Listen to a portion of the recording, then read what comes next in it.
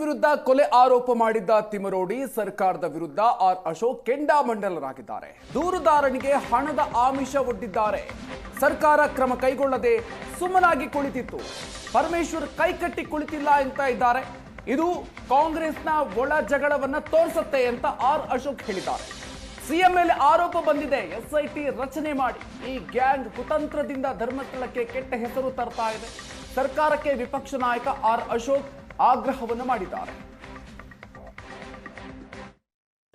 ವಿಪಕ್ಷ ನಾಯಕರಾಗಿರುವಂತಹ ಶ್ರೀ ಆರ್ ಅಶೋಕ್ ಅವರು ನಮ್ಮ ಜೊತೆ ಇದ್ದಾರೆ. ಸರ್, ಧರ್ಮಸ್ಥಳದ ಪ್ರಕರಣದಲ್ಲಿ ತಾವು ಆರಂಭದಿಂದ ಕೂಡ ದನಿಯನ್ನು ಎತ್ತಿದ್ರಿ. ಇವತ್ತು ಬೇರೆ ವಿಚಾರಕ್ಕೆ ಚರ್ಚೆ ಆಯಿತು. ಮುಖ್ಯಮಂತ್ರಿಗಳ ಮೇಲೆ ಕೊಲೆ ಆರೋಪವನ್ನು ಮಾಡಿದ್ರು.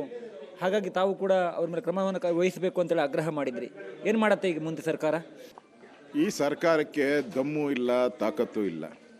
ಯಾವ ವ್ಯಕ್ತಿ ಧರ್ಮಸ್ಥಳದಲ್ಲಿ 100 ಕೊಲೆ ಆಗಿದೆ ಅಂತ ಹೇಳ್ದಂಥ ವ್ಯಕ್ತಿ ಅವನ ಮಾತು ನಂಬ್ಕೊಂಡು ಇವರು ಎಲ್ಲ ಕಡೆ ಅಗದು ಅಲ್ಲಿ ಏನೂ ಸಿಕ್ಕಿಲ್ಲ.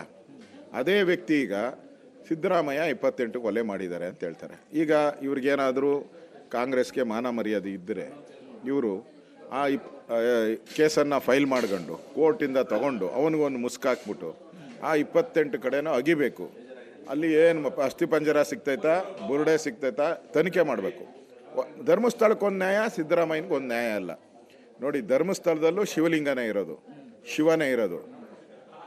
ಸಿದ್ದರಾಮಯ್ಯನವ್ರ ದೇವರೂ ಕೂಡ ಅದೂ ಶಿವನೇ. ಅದರಿಂದ ಇಲ್ಲಿ ತನಿಖೆ ಪಾರದರ್ಶಕ ಅಂತಂದರೆ ಸಿದ್ದರಾಮಯ್ಯನವರು ಇವತ್ತು ಒಂದು ರೀತಿ ಅಪರಾಧಿ ಸ್ಥಾನದಲ್ಲಿದ್ದಾರೆ ಅಂತ ಅನಿಸುತ್ತೆ. ಕೂಡಲೇ ಕ್ರಮ ತೆಗೆದುಕೊಳ್ಬೇಕು. ಸದನ ನಡೆಯುವಂಥ ಟೈಮಲ್ಲಿ ಒಬ್ಬ ವ್ಯಕ್ತಿ ಒಬ್ಬ ರಾಜ್ಯದ ಮುಖ್ಯಮಂತ್ರಿ ಮೇಲೆ 28 ಕೊಲೆ ಮಾಡಿದ್ದಾರೆ ಅಂದರೆ ಇವರು ಕೈ ಕಟ್ಕೊಂಡು ಕೂತಿದ್ದಾರಲ್ಲ, ಈ ಸರ್ಕಾರಕ್ಕೆ ಏನಂತ ಹೇಳಬೇಕು? ಪರಮೇಶ್ವರ್ ಹೇಳಿದ್ರಲ್ಲ, ನಾವು ಕೈ ಕಟ್ಕೊಂಡು ಕೂತ್ಕೊಂಡಿಲ್ಲ ಅಂತ ಹೇಳಿದರು ರೀ. ಅವನು ಹೇಳಿ 48 ಗಂಟೆ ಆಗಿದೆ ರೀ. ಕೈ ಕಟ್ಟಿ ಪರಮೇಶ್ವರ್ ಹೇಳ್ತಾರೆ ಕೈ ಕಟ್ಟಿ ಕೂತ್ಕೊಂಡಿಲ್ಲ. ಕೈ ಅಲ್ಲ, ಕೈ ಕಾಲು ಎರಡೂ ಕಟ್ಕೊಂಡು ಕೂತಿದ್ದೀರಾ ನೀವು. 48 ಗಂಟೆ ಬೇಕಂದ್ರೆ ಹೇಳಿದ ಅರ್ಧ ಗಂಟೆಯಲ್ಲಿ ನೀವು ಕ್ರಮ ತೆಗೆದುಕೊಳ್ಬೇಕಾಯ್ತು. ಅದ್ಯಾವುದೋ ಒಂದು ನಮ್ಮ ಸುನಿಲ್ ಅವರ ಏರಿಯಾದಲ್ಲಿ ಮಹಾಭಾರತದ ಬಗ್ಗೆ ಒಂದು ಶ್ಲೋಕ ಹಾಕಿದ್ಕೆ ಪೊಲೀಸರು ರಾತ್ರಿ ನುಗ್ಗಿ ಅವನಿಗೆ ಹೊಡೆದಾಕಿದ್ದಾರೆ. ಶ್ಲೋಕ ಹಾಕಿದ್ಕೆ ಇವನು ಸಿದ್ದರಾಮಯ್ಯನವ್ರು 28 ಕೊಲೆ ಮಾಡಿದ್ದಾರೆ ಅಂದರೆ ಬಾಯಿ ಮುಚ್ಕೊಂಡು ಸುಮ್ಮನೆ ಕೂತಿದ್ದೀರಲ್ಲ, ಇದು ಕಾಂಗ್ರೆಸ್ ಪಾರ್ಟಿಯ ಒಳಜಗಳವನ್ನು ತೋರಿಸ್ತದೆ. ಈ ಧರ್ಮಸ್ಥಳ ಪ್ರಕರಣದಲ್ಲಿ ಡಿ ಕೆ ಶಿವಕುಮಾರ್ ಹೇಳಿದ್ರಲ್ಲ ಷಡ್ಯಂತ್ರ ಅಂತೇಳಿ, ಅದಕ್ಕೆ ಪೂರಕವಾಗಿ ಈಗ ಮಾಧ್ಯಮಗಳಿಗೆ ಸಿಕ್ಕಿರುವಂಥ ಮಾಹಿತಿ ಪ್ರಕಾರ ಯಾರು ಮುಸುಕುದ್ದಾರೆ ಇದ್ರು ಆತನನ್ನೇನು ಅನಾಮಯಿಕ ಅಂತ ಕರೀತಾ ಇದ್ವಿ, ಅವನು SIT ಅಧಿಕಾರಿಗಳ ಮುಂದೆ ಮಾಹಿತಿಯನ್ನು ಕೊಟ್ಟಿದ್ದಾನಂತೆ.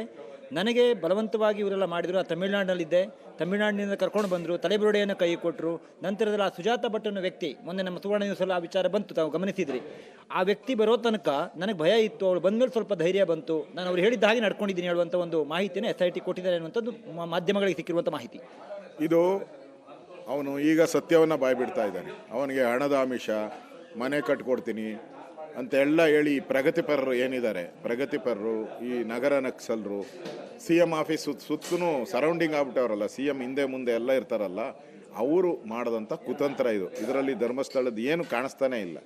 ಇದ್ದಿದ್ದರೆ ಅವನು ಫಸ್ಟು ಅಗಿತದಲ್ಲೇ ಬರಬೇಕಾಯಿತು, ಅವನು ಕರೆಕ್ಟಾಗಿ ಇದ್ದಿದ್ರೆ. ಏನು ಬಂದಿಲ್ಲ ಅಂತ ಹೇಳಿದ್ರೆ, ಇದು CM ಸುತ್ತು ಇರ್ತಕ್ಕಂಥ ಆ ಟಿಪ್ಪು ಗ್ಯಾಂಗ್ ಏನಿದೆ, ಆ ಗ್ಯಾಂಗಿನ ಒಂದು ಕುತಂತ್ರ. ಧರ್ಮಸ್ಥಳನ ಅವಹೇಳನ ಮಾಡಬೇಕು, ಹಿಂದೂ ದೇವರುಗಳನ್ನು ಅವಹೇಳನ ಮಾಡಬೇಕು, ಹಿಂದೂ ದೇವರುಗಳನ್ನು ಯಾರು ಪೂಜೆ ಮಾಡಬಾರ್ದು, ಹಿಂದೂಗಳು ಒಳ್ಳೆಯರಲ್ಲ ಅನ್ನೋ ಮೆಸೇಜನ್ನು ಕೊಡೋಕ್ಕೆ ಮಾಡಿದ್ದಾನೆ. ಇನ್ನಾದರೂ ಹಿಂದೂಗಳು ಎಚ್ಚೆತ್ತಗೊಳ್ಳಿ, ದಯವಿಟ್ಟು ನಾನು ವಿನಂತಿ ಮಾಡ್ತೀನಿ. ಇನ್ನಾದ್ರೂ ಹಿಂದೂಗಳು ಎಚ್ಚರಗೊಳ್ಳಿ. ಇಲ್ಲ ಅಂದರೆ ಮುಂದೆ ಭಾಳ ಅನಾಹುತ ಹಿಂದೂಗಳಿಗಾಗುತ್ತೆ. ಈಗಲಾದರೂ ಈ ಧರ್ಮಸ್ಥಳದ ಇನ್ಸಿಡೆಂಟ್ ಆದಮೇಲಾದ್ರೂ ಇನ್ನಾದ್ರೂ ಹಿಂದೂಗಳು ಧರ್ಮಕ್ಕೋಸ್ಕರ ಹೋರಾಡಿ, ಧರ್ಮಕ್ಕೋಸ್ಕರ ತಮ್ಮ ಪ್ರಾಣವನ್ನು ಕೊಡಿ, ಧರ್ಮಕ್ಕೋಸ್ಕರ ತಮ್ಮ ಹೆಗಲನ್ನು ಕೊಡಿ ಅಂತ ವಿನಂತಿಯನ್ನು ಮಾಡ್ತಾರೆ. BJP ಇದನ್ನು ಹೇಗೆ ನೋಡುತ್ತೆ ಸರ್? ಧರ್ಮಸ್ಥಳ ಪ್ರಕರಣವನ್ನು ಏನು ಆಗ್ರಹ ಮಾಡುತ್ತೆ ಸರ್ಕಾರಕ್ಕೆ? ಇವತ್ತು ಉತ್ತರ ಕೊಡುತ್ತೆ ಸರ್ಕಾರ. ಅಂತ್ಯಕ್ಕೆ ತೆಗೆದುಕೊಳ್ತೀರಿ. ಯಾವುದೇ ಕಾರಣಕ್ಕೂ ಸರ್ಕಾರ ನುಳ್ಚಾಕ್ ಬಿಡಲ್ಲ. ಯಾಕಂದರೆ ಸರ್ಕಾರ ಪ್ರೇರಿತವಾದಂಥ ಒಂದು SIT ಇದು ರಚನೆ ಮಾಡಿದ್ದು, ಅಲ್ಲೂ ಏನೂ ಸಿಗಲಿಲ್ಲ. ಅದರಿಂದ ಇಲ್ಲಿ ಸರ್ಕಾರ ಯಾಕೆ ತನಿಖೆ ಕೊಡ್ತು ಅಂತ ರಾಜ್ಯದ ಜನತೆ ಹೇಳಬೇಕು. ಅಲ್ಲಿವರೆಗೂ ನಾವು ಬಿಡಲ್ಲ. ಇದು ಆರ್ ಅಶೋಕ್ ಅವರ ಮಾತು. ಕ್ಯಾಮ್ರಾ ಪರ್ಸನ್ ಸತೀಶ್ ಜೊತೆ ರವಿಶಿವರಾಮ್, ಏಷ್ಯಾನೆಟ್ ಸುವರ್ಣ ನ್ಯೂಸ್, ಬೆಂಗಳೂರು.